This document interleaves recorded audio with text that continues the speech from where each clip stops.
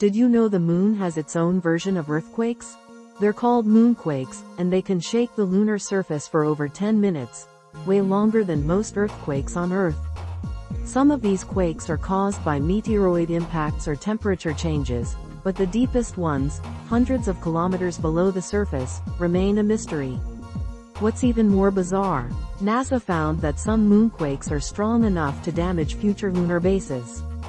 Could this hidden instability threaten future moon colonization? Let us know in the comments. You're watching Byte Facts. Subscribe for more space and science facts.